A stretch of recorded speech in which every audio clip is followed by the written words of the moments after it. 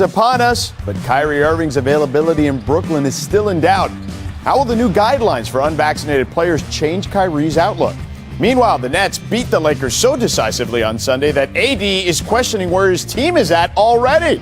And we'll go through the best images of the NBA season with historic NBA photographer Andrew Bernstein. Plus, after Brady's successful return to New England, what will be the most anticipated NBA reunion this coming season? No case of the Mondays here. The Jump starts right now.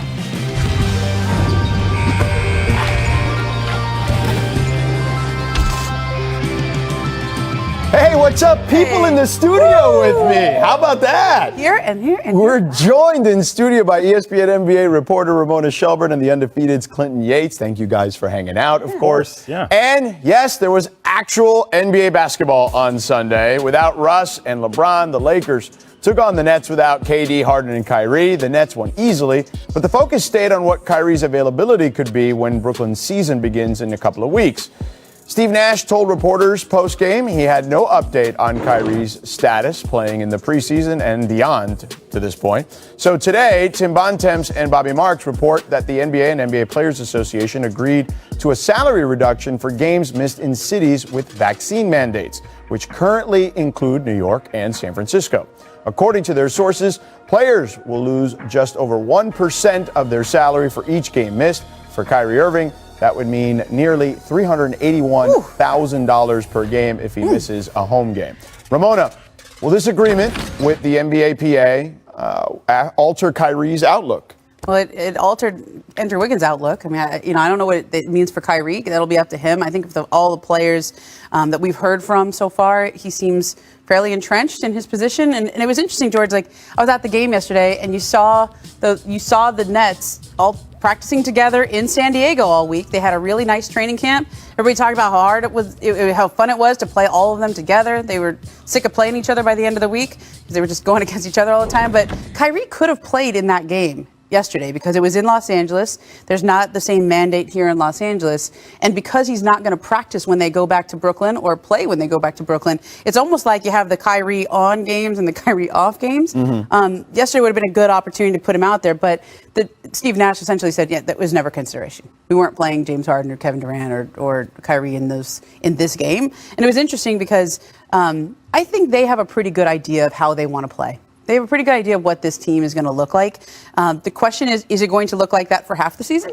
Or will it look like that for all of the season? Yeah. Clinton, what do you make of all this? I'm sorry. I can't take seriously the notion that Kyrie Irving just might miss half the games because he's not going to get vaccinated. I mean, to me, that on a leadership level is kind of unconscionable when you think about what it is this team is trying to do. They've got a real shot to win an NBA title, and to think that he's going to be so dug in on his stance like this, it's hard to understand because, listen, we can argue back and forth about the safety measures, but the bottom line is that if you're not vaccinated, you can't play basketball. You know what I mean? And I think from just a player hooper standpoint, I think he's eventually going to give in. I think there's an outside chance that maybe he is vaccinated and he's just trying to make some larger point to the media about privacy and so on and so forth. But if I'm a Nets fan, this is devastating. We're coming up on the season now, and guys aren't even playing ball because of things that are unrelated on some levels. Hate to see it. And right now, George, it's LA and it's San Francisco and New York, but the expectation around the league is that that kind of mandate could go into other markets as well throughout this year. So we're talking about how, and I mean, it's a funny irony. It's not funny for the teams or the players involved, but theoretically, Kyrie could play when they go through San Francisco because he'd be a visiting player, but not in Brooklyn, okay? Because it only affects the home players. But I think the expectation is that that is going to be more of the norm as this season goes on. And so we're talking about half the home games because he plays in New York and there's a government mandate there. But that could expand. Yeah. How do his teammates feel about this? Do we have any sense, or the coaching staff and the organization? Look, when Steve Nash answered that question, it was less than 3 seconds. Yeah.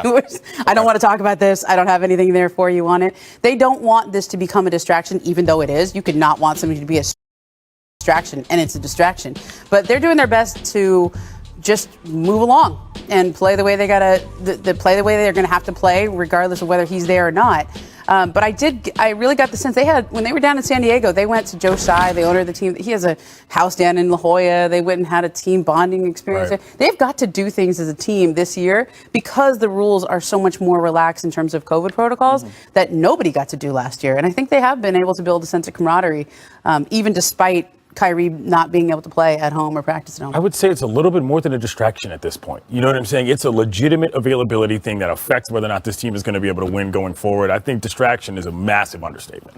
Let's move forward here after an opening week of camp where Andrew Wiggins explained his reasoning to not be vaccinated. Steve Kerr confirmed Sunday that Wiggins is now vaccinated and expects to be clear to play home games once the season starts in San Francisco. Golden State's home opener is against the Clippers, October 21st on ESPN here.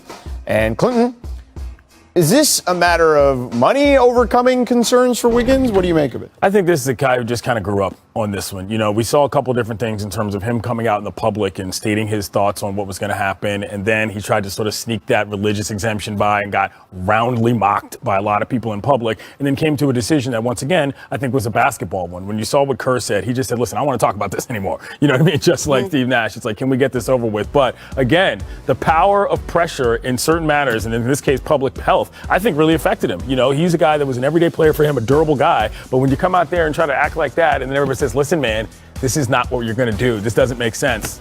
Change his mind, and I think it's a healthier decision. I hope that works out for the Warriors. You know, George, in the NFL, they reframe the issue of vaccination as availability and accountability to your teammates.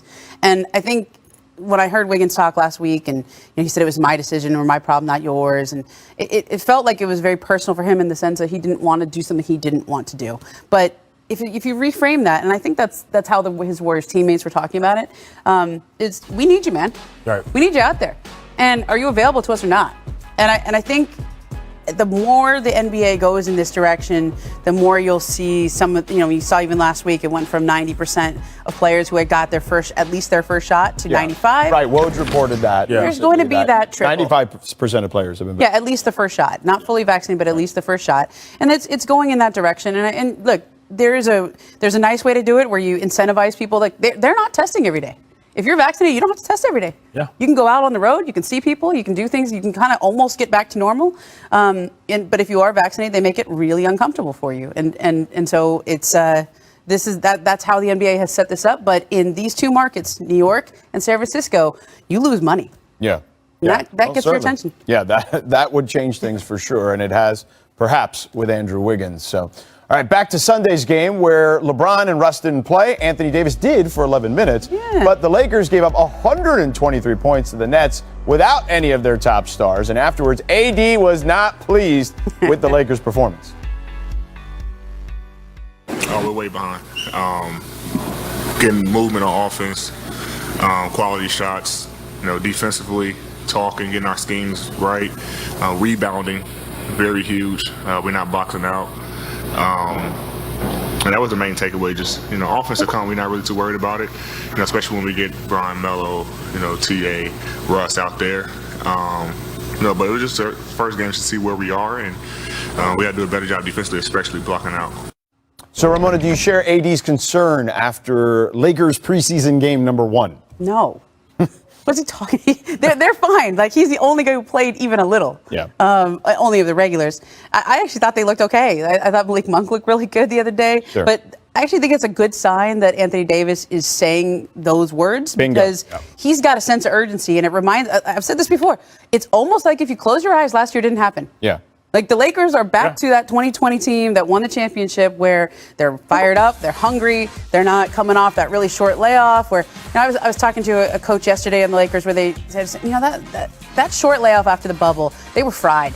And I think that team did not have the same spirit and hunger that they did in 2020. Whereas this year, they have the vets who are coming back are hungry because they didn't win last year and they had a nice long break.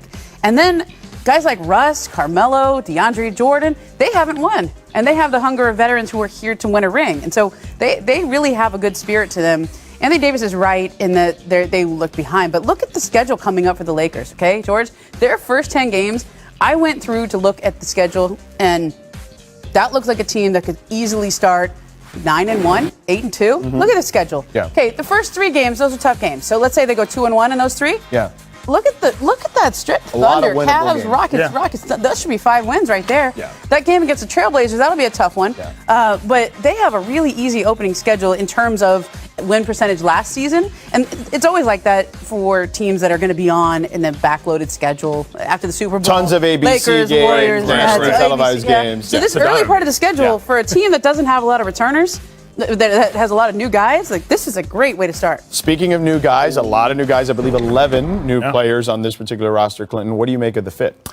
I'd like to see them play a little in the preseason. I mean, honestly, I understand that the schedule is soft and so on and so forth, but we still don't really know, and it's a little confusing. AD says nothing's going right. LeBron says the practices have been better than ever. So how about we get a product together on the court so we can at least have an idea of what the big three is going to be or plus one is going to be? And look, I'm not really certain that that'll happen in the preseason, but I'd like to see it happen once. Give me a quarter. Give me a half. You know what I mean? I think it will. Show me what it looks like. okay. How much are we going to see? I'm wondering because, if AD's saying this now and LeBron's saying this then, I'm as excited as I've been to see this Laker team in a long time because of exactly what you said. They seem to be aligning. I would expect, and Ramona, you tell me because you've covered this team a lot longer than I have, I expect them to probably play a couple of games, 2 or 3 games together, a few minutes here and there, and then that last one, everyone will basically take off again. But those last, I guess those 3 or 4 last games, they'll play 2 or 3 of those. Look, I don't think AD and LeBron or Russ, they don't all need to play together in the preseason games. They play plenty in practices. What the Lakers are trying to get out of this preseason is to see which one of the role players that they signed. Kendrick Nunn, Wayne Ellington, Halen Horton-Tucker. He was there, He's right? not PhD, paid like a yeah. role player, okay? He's going to be a good. big player for them. Yeah. They want to see which of those guys is shining. They want to get a feel for those guys. And you saw some big minutes for DeAndre Jordan, for Dwight Howard yesterday. They're putting the rest of the team out there to see what they have in a lot of the new guys. And so, Come for more than the game. Come for it all. It was quite a Laker debut for the 3rd time for Dwight Howard. He played 13 minutes, fouled out, picked up a flagrant and a technical. That's a full day's work. Ramona, expect Dwight to be the enforcer for the Lakers this season. yeah, that's kind of his role. That's Dwight. Like, you got 6 fouls, use them, big guy. Afterwards, he was laughing about it because he was like, I'm so strong. I forget how strong I am. Okay. I mean, I don't know that I would call him an enforcer. Agitator is probably a better word. Instigator. Instigator. He reminds me of like Pat Bev in a big man's body. Yeah, You know what I'm saying? So he's also still a little too nice and a little too goofy for me to look at him as a guy that's an enforcer. And he's also a little too skilled for that. I think they're going to need him a little bit more than just be. Being in the history of this game, being always there. The spin move, the finish. Giannis Antetokounmpo was one of the most iconic performances in the storied history of the NBA Finals. And the slam from Antetokounmpo. The long wait has ended after a half century. The Milwaukee Bucks are NBA champions once again. I wanted to do it here in the city. I wanted to do it with these guys. Did it. Welcome back to The Jump as the preseason begins and gets ready to get into full swing this week. We wanted to take a look back on the year that was as we welcome in senior NBA photographer Andrew Bernstein. Andrew, thank you so much for joining us. Hey, George, thanks so much. Glad to be here with you. Yeah, listen, you document it all, so let's go on this journey of last year here together. Let's start last December 22nd when the Lakers had their ring night in an empty arena on opening night. Andrew, what was the environment like being there in person? Well, it was a fitting conclusion to the bubble experience, I got to tell you, which, it ended only a couple of months before that. I personally had spent 53 days in the bubble and witnessed probably the most surreal thing I'd ever seen. The Lakers winning a championship in front of nobody with confetti falling. Yeah. And then they're getting their rings essentially in front of the same group of nobody. These guys played hard in the bubble. They earned the ring. It's too bad they couldn't get the adulation of the crowd and unveil their banner and do a parade and all that stuff. But when it comes down to it, a ring is a ring. Oh, yeah. I don't think anyone's chalking it up any other way. I don't think there's any question about that. That one is going down as a trophy and a championship and a Larry O'Brien and all those rings that all those guys got. All right, next, on to June 30th. Chris Paul finally makes his first finals as the Suns eliminate the Clippers. There's an incredible shot you had of CP3 hugging Coach Monty Williams. What do you remember from that scene? Well, I saw that unfold when Monty took Chris out of the game at the end, and it was just an outpouring of emotion and love. And, here are two guys who were together. Monty coached Chris as a rookie, and 16 years later, they get to the promised land together. Not unlike Michael Jordan's emotional outburst when he won his first championship in '91, just letting it go. But there's true love between those two. And I was just glad that the seas parted, because there were a lot of people in the way. I was on the other end of the court when I shot that. So luckily I was able to bang out a couple of frames. Yeah, and again, it was just what a great moment for Chris Paul, who's dealt with plenty of heartbreak. And I'm sure you've captured those unfortunate moments on the court as well. But he got that opportunity to play in the finals, which is awesome. So 2 weeks later, this happened in Game 4. With Tucker on him, throws it up for Ayton. Shot blocked by Antetokounmpo. What a block from Giannis. One of the greatest blocks in NBA history as Giannis denied Ayton's alley-oop. How did you get that shot from the basket area? Well, George, I do a group of remote cameras that are set up on the opposite end of the court from where I'm sitting. So this happens to be one of maybe 7 remotes I had set up. The camera is embedded into the stanchion pad. There's a hole cut out at the bottom, and the camera is inserted there with a wide-angle lens. And so this moment is captured from, 7 different angles. I'm pushing a button literally on the other side of the court. I mean, if you blew up that photo, you would see me on the other end of the court. And, it was a bang, bang play, as you just saw in the video. I was really lucky. Honestly, luck was with me that day because I timed it, I think, perfectly. But that doesn't always happen. But I was super thankful to get this moment in Game 4. Well, listen, I mean, maybe luck played a role in it, but you're pretty awesome at what you do, okay? Which is why every year you come on this show and why every year there's so many great photographs of the NBA. All right, let's move on to Game 6. The Bucks win their first title in 50 years. What moments did you find during that particular celebration that stood out? Wow, what an incredible moment. I mean, Giannis's story is just a whole other episode, I mean, what an incredible life's journey he's had. And he's such a humble, genuine guy. I mean, I wish I'd spend more time around him. I hope I do the rest of my career and his career. But to see, the city of Milwaukee, finally win after 50 years, Kareem and Oscar are sitting courtside, and there's a lot of history, a lot of threads there, and Coach Bud, and it's a wonderful organization, a great city, a city I hadn't spent a lot of time in, quite frankly, throughout my career.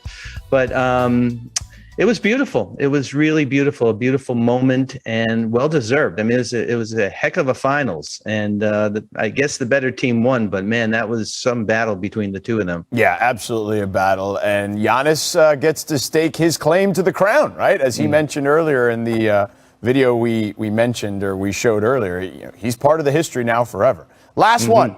Just a couple of weeks ago, you were at the Clippers groundbreaking for their new arena in Inglewood. What do you think the new Intuit Arena will mean for the Clippers? Well, that was incredible. I mean, I have to preface this answer by saying I'm the last remaining person associated with the Clippers who was there on opening night in 1984.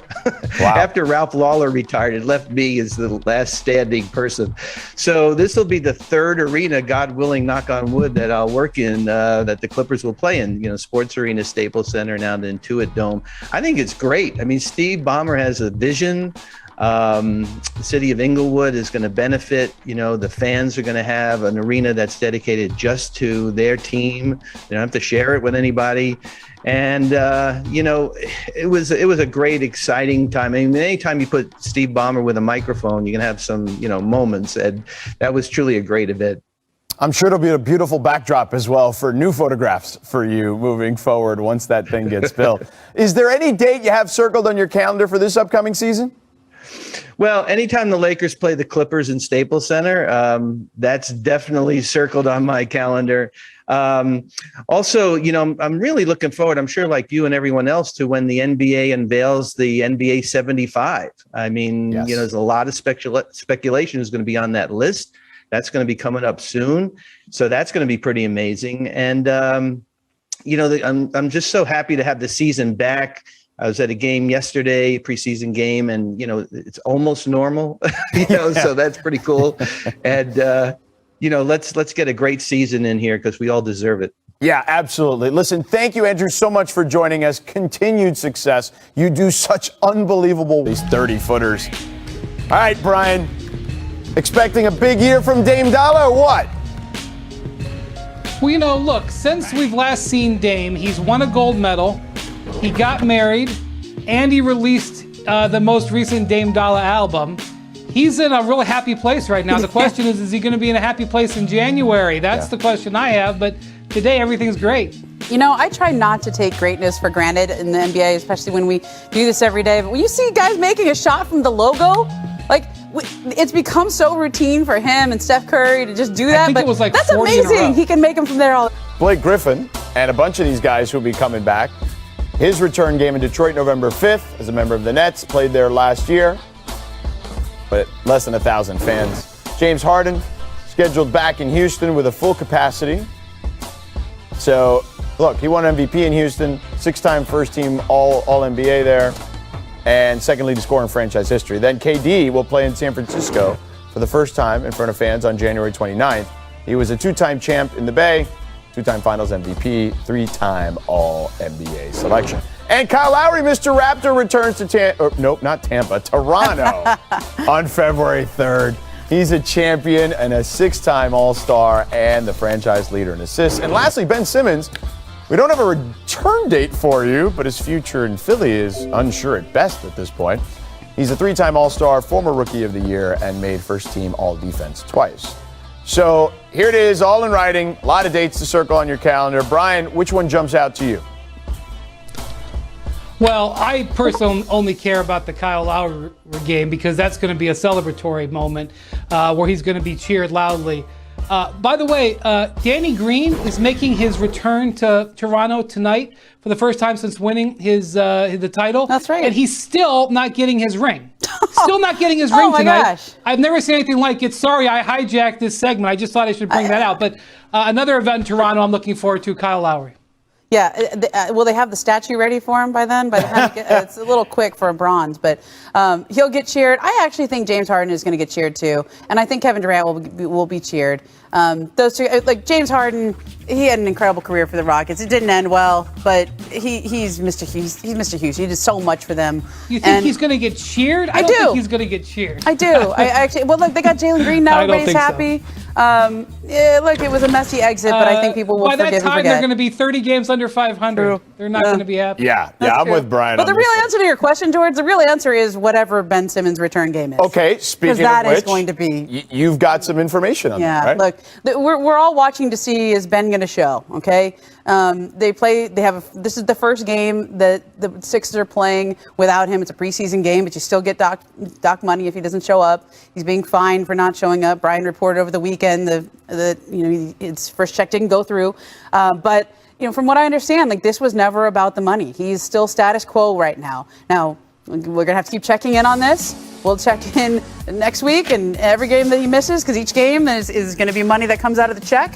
But when and if Ben gets traded and he eventually returns to Philadelphia, I do not expect that to be kind. And I think that speaks to the larger point of, from Ben's side, if he doesn't show up in Philly, or if he ended up, at some point showing up and making things uncomfortable there, what kind of Ben Simmons would even show up? At that point, things are so toxic there. Wait, but do you think that's a possibility that he could still show up? It depends on how long this goes, right, Brian? What's your? We've seen standoffs before. Yeah, I think we actually have to look at the NFL because this is a situation that is not really we see in the NBA very often. When guys haven't shown, it's because they haven't signed. We don't see guys under contract not show up. So in the NFL, what they have been doing recently is holding in, where they show up and basically don't play. And I think if hindsight is 20/20 here, that's what Ben Simmons should have done. He should have arrived in Philadelphia, sat on the bench and said, I am just not going to play. I've got a sore back, or kind of do what John Wall is doing, which even though it's an agreement with the team, he's essentially sidelined until they can trade him. By holding out, it creates this whole series of unanticipated and unprecedented moments like this money that was due him. And the Sixers took a NFL-like approach to it, which is they put the money that they owed him, $8 million, they put it in escrow instead of giving it to him so they could chip the fines off as they go along. Had they waited until he got the actual fine money to be a high number, he would have had IOUs due to the Sixers. This way, they can actually take the actual money away from him with the intent of never giving it back. That is what they do in the NFL. So this is turning into an NFL-style holdout. And by the way, that is not a direction the NBA wants to go in because it obviously creates a lot of problems and renegotiations in the NFL they don't have in the NBA. Ramona, obviously this will put a lot on Joel Embiid's shoulders, which pretty big shoulders, right? Pretty broad shoulders. Yep. But is there another gear, I guess, for Joel in this particular situation? He thinks so. I mean, he's going into this season thinking he's added moves to his game. There's going to be no doubt of where the offense is running through. He's going to take more shots per game than he probably ever has. That's his goal, at least. And I think that he sets up, and we had those MVP odds. If Ben Simmons does not play for the Sixers this year, I think you really have to look at Joel Embiid. He was the runner-up last year. And if he can play enough games, he should be in there, and especially if they play well. They're really high on Tyrese Maxey. They really like him in that spot, and they're very high on this. And in a lot of ways, that lineup right there is geared more towards Embiid's skill set than when they have to do the making room for each other with Ben Simmons. And Brian, with Tobias Harris, I mean, he's another max player. Like, we don't even talk about him.